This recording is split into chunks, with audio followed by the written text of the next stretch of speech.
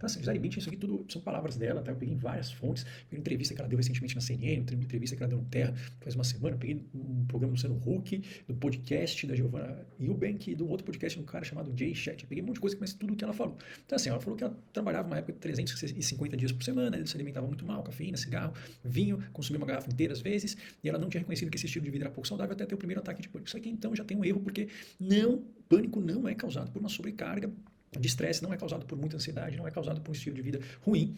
Tudo isso, claro que não favorece, é bom não ter esse estilo de vida, mas o pânico, ele é algo que vem normalmente quando a pessoa não está num período necessariamente estressada, nem ansiosa, e vem como um raio do azul do céu, um raio que você sente que você está morrendo de forma iminente, vai enlouquecer ou perder o controle. Então, assim, normalmente as pessoas não estão passando por quadros de sobrecarga de trabalho não causa pânico necessariamente. Isso aqui é uma falsa informação. O que mais? Ela tinha 23 anos, estava no avião, o tempo estava instável, o avião começou a subir, começou a balançar e tremer. Isso dá medo de avião. Tá? Mas isso não dá pânico também, porque é diferente, o medo de avião você tem medo que ele caia. Mas aí o que ela teve? Ela teve, eu vou morrer, disse a mim mesma, ela ficou fraca, presa, fora de controle, oprimida, com uma sensação de que nada no mundo estava estável, enfim.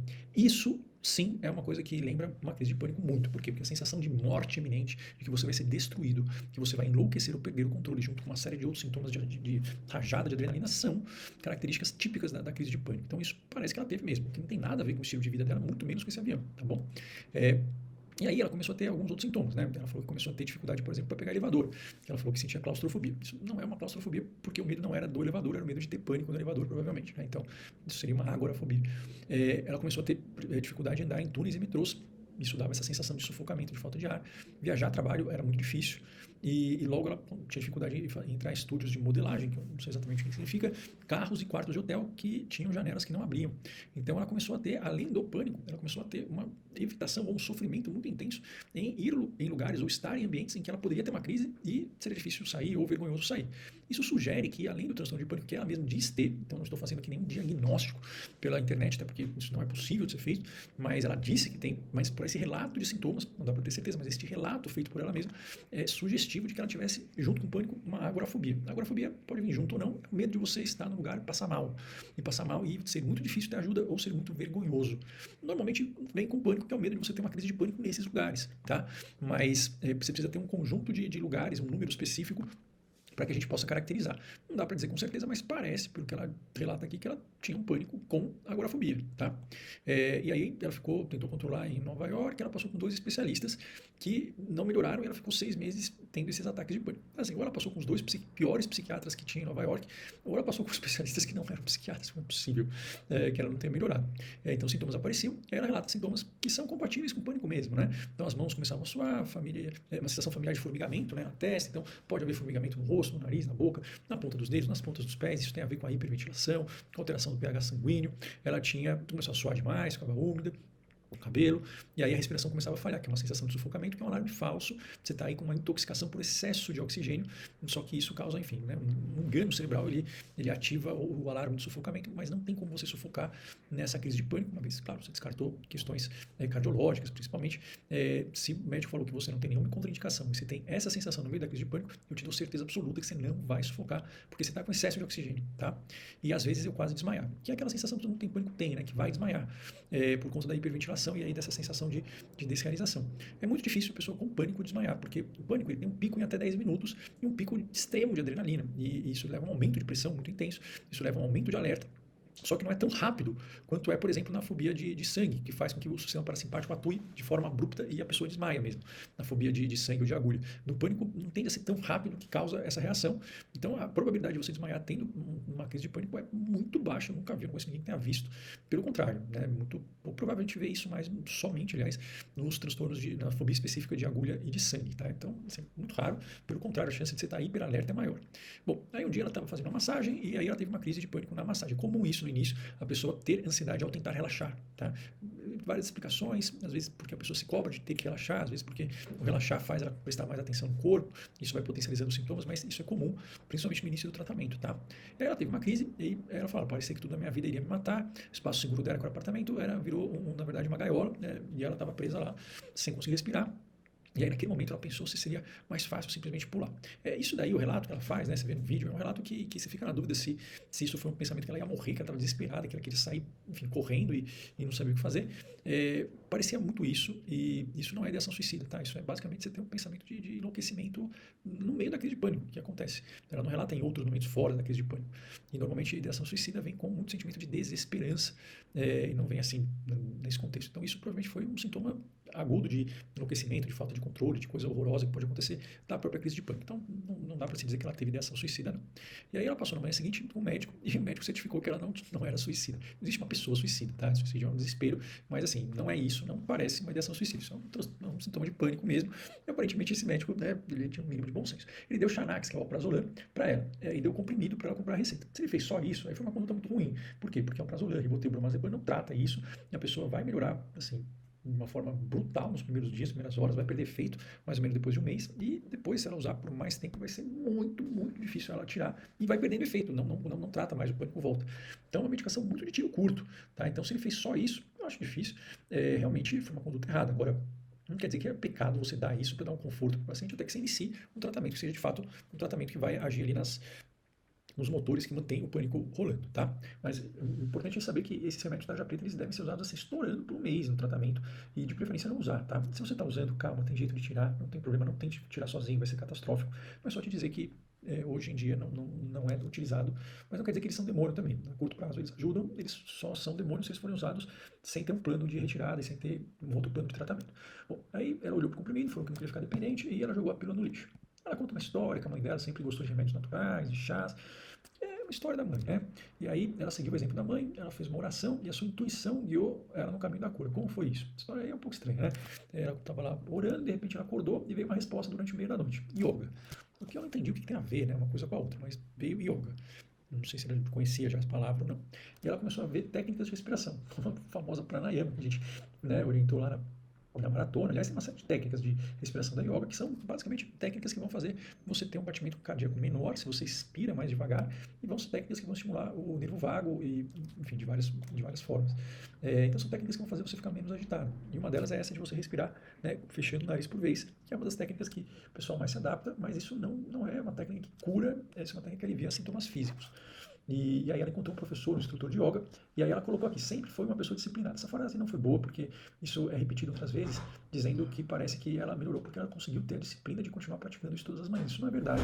Você que não melhora com pânico não é porque você é indisciplinado, e você não precisa ter esse tipo de prática todos os dias para melhorar. Então, pânico não é falta de disciplina não, tá bom? Isso só para deixar bem claro. Bom, aí ela parou de fumar, abandonou a cafeína, cortou o açúcar, que é tudo muito saudável, e ela fala que foi um processo incrivelmente difícil, causou dor de cabeça por 2 semanas. Isso é abstinência de cafeína, né? A abstinência de cafeína causa uma dor de cabeça insuportável, dura mais ou menos esse tempo, aí melhorou. Depois de 3 semanas, em 3 meses ela estava totalmente livre dos ataques de pânico. Olha só que incrível, né? Então, assim, o que dá pra gente ver, assim, ela fala que ela teve um transtorno de pânico, eu suponho que tem agorafobia também, e pelos relatos isso durou mais aí pelo menos do que 6 meses, né? E a pergunta, né? Então, e ela curou isso em 3 meses, com yoga, meditação, cortando café e açúcar, e parando de fumar. A pergunta que eu faço é, qual é a chance disso ser verdade? Eu truco isso, e eu duvido muito. Bom, mas por que eu duvido, né? Então vamos lá, vamos pegar os nossos estudos, que é o que a gente usa para se basear acima de tudo, né? Apesar de serem chatos, aqui tem tem uma meta-análise que é uma análise da análise, né? É difícil ler e nem toda meta-análise é boa, porque análise da análise de porcaria é filho de uma meta-porcaria. Mas aqui eles estão estudando, né? Isso é uma vertente da psicologia, que eles estão pegando a TCC, que TCC nada mais é do que um treino mental para você criar novas conexões de sinapse. É isso, tá? E eles estão vendo qual é a habilidade, ou qual o tipo de treino que é mais eficaz para cada um dos quadros de ansiedade, isso já há algum tempo. E aqui então o nome é Desmontando a TCC Pânico. Então, ele pega cada uma das subpartes e vai comparando. E, enfim, e aí eu fiz aqui uma análise, né? Peguei os dados do estudo e pedi para o ChatGPT fazer um gráficozinho para mim do tamanho de efeito. O tamanho de efeito é o tamanho da melhora de cada intervenção, que tem que ser acima de 0,8. Se isso for acima de 0,8, quer dizer que o negócio realmente muda a vida da pessoa. Se for menos do que isso, é uma coisa que melhora, mas não muda a vida. E aí vamos ver a TCC com a exposição e sem a exposição anticonceptiva. É uma diferença bastante considerável, né? Você vê que mesmo fazendo sem exposição, é 1,39 o tamanho de efeito, é um negócio absurdamente alto. Mas com a exposição anticonceptiva é tamanho de efeito de 3. Nem sei se existe isso em outra coisa na medicina toda, tá? É um tamanho de efeito assim, gritante. E foi um estudo bem feito. Bom, o fato é que parece que essa exposição anticonceptiva faz uma diferença, e faz uma diferença brutal. E a diferença também é que com a exposição anticonceptiva isso tende a se manter ao longo do tempo, né? Bom, então aqui a gente vê o tamanho de efeito. Mas aí como é que a gente vai comparar isso com o yoga e com o mindfulness? Aí a gente pega mais outros estudos que veem o tamanho de efeito dessas intervenções. Aí eu peguei duas meta-análises aí de 2021, né? Uma que trabalha aceitação e atenção plena e a outra que trabalha intervenções mente-corpo, tá? E aí o que eu fiz? Eu peguei o tamanho de efeito da exposição interoceptiva, né? Da TCC com exposição interoceptiva, da yoga como tratamento isolado, que tem nesses estudos, e do mindfulness como tratamento isolado. Para não colocar tamanho de efeito, que é um negócio que ninguém entende muito bem, mas eu mudei, né, a estatística também, eu utilizei ali nosso gráfico lá, gráfico do ChatGPT, para fazer uma conversão disso com a chance da pessoa ter uma remissão, ou seja, um desaparecimento dos sintomas. Quantos por cento é a chance da pessoa ter o desaparecimento dos sintomas com cada um dos tratamentos de forma isolada, né? Então, essa remissão normalizada. O resultado foi esse. Então, por incrível que pareça, o TCC com exposição interoceptiva tem uma chance próxima a 100% de levar a uma remissão, um desaparecimento total de sintomas. E isso é algo que, enfim, é totalmente compatível com qualquer estudo e qualquer coisa que eu tenha falado já, né? Que pânico é o quadro que mais melhora sem remédio. O problema é que precisa ser um tipo específico de tratamento sem remédio, que é esse, tá? E TCC sem exposição interoceptiva não é um bom tratamento para pânico, não. Então, não basta ser TCC, tem que ser específico, né? Então, por isso que é uma coisa difícil de entender. Nem toda TCC é um tratamento padrão ouro, não, tá? Isso é importante para você saber e para o psicólogo saber. E saber que se você chegar na psicóloga, procurar, tá com pânico, e aí você pergunta se ela faz esse negócio aí. E ela tem que explicar, se ela titubear muito, isso aí provavelmente ela não é uma pessoa boa para te ajudar. E olha lá, yoga, né? Yoga sozinha, 13,07% de chance de remissão total, e o mindfulness 6,54%. Esses estudos, uma coisa que eu inventei, você pode questionar, pode não questionar, mas aí você pega outros estudos melhores, estou super aberto aí para a gente poder ver, mas com base nisso, e considerando que na minha vida inteira, e com base em tudo que se conhece da medicina, e com base em todo mundo que eu já atendi, já ouvi, conversei, não dá para tratar pânico com yoga e mindfulness, mas nem aqui, nem na China. Porém, a gente não pode confiar só na nossa experiência, a gente tem que ver se isso, né, é validado por mais estudos, que são muitas pessoas. E assim, aparentemente, eu apostaria, viu, Gi? Eu não conheço a Gisele Bündchen, mas eu acho ela muito inteligente, de verdade. Realmente, eu falo, uma organização de raciocínio extremamente boa e um manejo estratégico, né, de carreira muito bom. Porém, aqui eu acho que você omitiu uma informação, porque você deve ter feito isso e você deve ter feito junto com isso uma exposição em vivo, porque você tinha agorafobia e aí precisa dessa outra estratégia. Então, só para você saber o que vocês têm que guardar daqui, yoga e mindfulness junto, a chance de você melhorar do pânico é muito, muito pequena. Considerando que o placebo, que é uma pílula de farinha, melhora mais ou menos 30%. Então, essa é uma chance muito baixa, tá? Não apostaria nisso se você. Não indicaria isso para minha família, para meu filho, para ninguém. Mas, se você tem esse quadro, a boa notícia é que a chance de você melhorar, e melhorar não necessariamente utilizando medicações, é extremamente alta, absurdamente alta, tá? E essa melhora, ela tende a ser sustentável. Então, isso são boas notícias, tá? Outra coisa, pânico não é falta de disciplina, e você não tem que ter disciplina dela de acordar assim também para melhorar. Você precisa fazer o tratamento que funciona e ponto final. E eu não estou dizendo que o yoga não ajuda, ele ajuda com uma técnica de relaxamento, mindfulness com uma técnica de prevenção de recaída, porque basicamente ele ajuda a treinar a nossa concentração, e esse treino pré-frontal ele é importante porque ele regula as emoções e faz você conseguir perceber sinais sutis do seu corpo muito rápido, e você desarma ele muito rapidamente. Mas para o quadro agudo, não. Então eu aposto com você, Gi, se você vir esse vídeo, eu não estou dando certeza, mas eu aposto uma sacola de sonho de valsa, né? Ou algo equivalente a isso, porque, enfim, porque eu gosto de sonho de valsa. Mas eu aposto que não foi com isso. Eu aposto que você deve ter feito essa TCC. E eu aposto que você teve mesmo, porque a descrição é muito típica, tá? Bom, então, aqui só para falar que assim, ela é muito esperta e muito boa em termos de organização, de raciocínio e de business. Não estou dizendo que ela fez exatamente pelo business, mas porque também não é uma coisa muito popular de falar. Mas, resumindo, é importante que vocês saibam, tá? Não funciona isso, a chance de ela ter melhorado com isso é muito baixa. Mas esse livro eu recomendo vocês não comprarem, porque ela foca muito em uma coisa meio coach, tem que ter disciplina, focar naquilo que você quer, pensamento positivo, isso aí tem nada a ver com pânico, nada a ver com nada. Ela vai lançar um livro em março de receitas para alimentar a alma e o corpo. Talvez seja por isso que ela está dando entrevista agora de vez em quando, aqui, para dar uma aquecida. Aparentemente ela é bastante inteligente nessa parte de realmente gerência de carreira. Eu acho mesmo, ela tem um discurso muito organizado, viu? Muito bom. Ela fechou uma parceria, que não deve ter sido pequena, com o Insight Timer, que é o maior aplicativo de meditação do mundo, né? Ele é um aplicativo gratuito, mas tem uma série de patrocínios e basicamente é o maior do mundo, então não deve ter sido uma parceria ruim. E ela também fechou, pelo que eu vi, com essa Gaia Herbs, que eu nunca tinha ouvido falar, mas é uma empresa que vende suplementos herbais, né? Tem ali cúrcuma, né? Ashwagandha e tal. Ela fechou essa parceria. Eu fui procurar mais essa Gaia Herbs e aí me apareceu uma análise de mercado dos produtos herbais dos Estados Unidos, e parece que essa Gaia Herbs está em quarto lugar em termos de empresas que mais cresceram ali nos últimos anos. Então, provavelmente foi também uma boa parceria. Não estou dizendo que ela inventou tudo isso ou que ela omitiu alguma coisa de propósito, e nem estou dizendo necessariamente que ela não fez isso. Estou dizendo que, pelo que toda a medicina conhece, todas as evidências. Pela minha experiência, não melhorou com yoga, nem com mindfulness, sem fazer outra coisa, tá? Mas, se eu estiver errado, eu aposto aí uma bandeja de sonho de valsa, e se provar, né, ali tá testado que ela não fez, foi só com isso mesmo, ela melhorou e pronto, eu faço questão, tá? Se não, é importante você saber que não tem como você melhorar com essas coisas e você não achar que elas é mais disciplinada que você, logo por isso você não melhora. Não, ela não deve ter melhorado com isso também, tá? É que realmente isso é uma coisa pouco vendável, não importa. Não importa da psiquiatria, apesar do marketing ser ruim, importa é o quê? É que funcione ao longo do tempo. E ela deve ter feito isso, eu aposto que sim, tá bom? Então é isso que eu queria falar para vocês, espero que esse vídeo tenha sido útil e que vocês saibam aí, então, que não estou aqui fazendo diagnóstico nem duvidando totalmente, mas é muito pouco provável e isso é bastante embasado, né?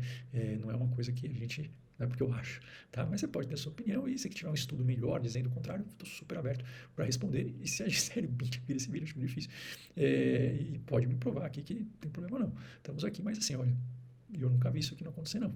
Então eu truco isso, que ela foi só com alimentação e com mindfulness e com qualquer tipo de chá herbal. Teve exposição interoceptiva e exposição em vivo aí na jogada. Tá bom? É isso, pessoal. Bom, isso é uma questão importante para vocês se levarem para as outras pessoas, para vocês também não caírem em tratamentos que não funcionam e demorarem muito tempo nisso. Por quê? Porque isso vai fazendo com que você vá piorando, além de gastar um certo dinheiro e tempo, tá? Espalhe essa informação, a gente precisa, né, acabar com essa epidemia de ansiedade. A ansiedade é um negócio que a gente trata sem remédio, a gente trata bem tratado, só que tem que saber tratar. E você que é psicólogo também, saiba que TCC não é padrão ouro, nem terapia baseada em evidência por si só, tá? Terapia baseada em evidência, você tem que primeiro saber um diagnóstico, você tem que saber o elemento ativo que faz a diferença, tá? Porque também se fala uma série de coisas por aí e não é uma panaceia. TCC tem um elemento ativo e esse elemento é diferente para cada quadro. Boa notícia é que funciona pra caramba e isso ajuda você a tirar remédio caso você esteja usando também. É isso, um abraço pessoal, tchau, tchau.